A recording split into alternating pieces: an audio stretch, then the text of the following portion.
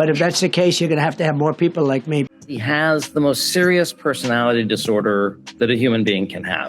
I did first it, and I thought it was me as a doctor. He's dangerous for his lack of mental capacity. মার্কিন president Donald ট্রাম্পের সাম্প্রতিক বক্তব্য ও সিদ্ধান্তকে ঘিরে তার মানসিক সক্ষমতা, মেজাজ এবং নেতৃত্বের স্থিতিশীলতা নিয়ে যুক্তরাষ্ট্রে নতুন করে বিতর্ক তৈরি হয়েছে।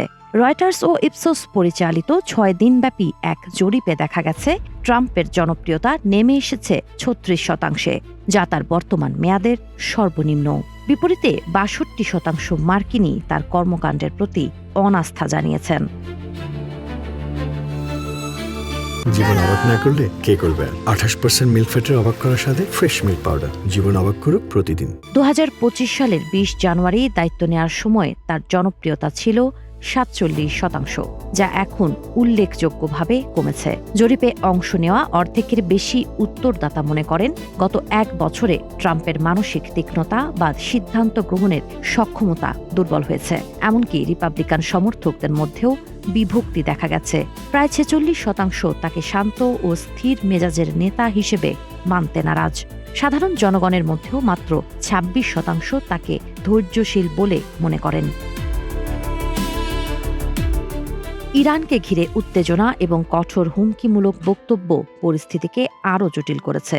বিশেষ করে পোপ লিওকে ব্যক্তিগতভাবে আক্রমণ করার ঘটনায় জনমনে নেতিবাচক প্রতিক্রিয়া তৈরি হয়েছে। যেখানে পোপের প্রতি ৬০% মার্কিনীর ইতিবাচক মনোভাব রয়েছে, সেখানে ট্রাম্পের ক্ষেত্রে তা মাত্র ৩৬%।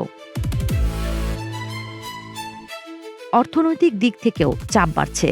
ইরান সংক্রান্ত উত্তেজনার প্রভাবে জ্বালানি তেলের দাম বৃদ্ধি পাওয়ায় জীবনযাত্রার ব্যয় নিয়ন্ত্রণে ট্রাম্পের সক্ষমতার উপর আস্থা কমে ২৬% নেমে এসেছে। একই সঙ্গে মাত্র ২৫% মার্কিনী মনে করেন ইরানের বিরুদ্ধে সামরিক পদক্ষেপ যুক্তরাষ্ট্রকে আরও নিরাপদ করবে।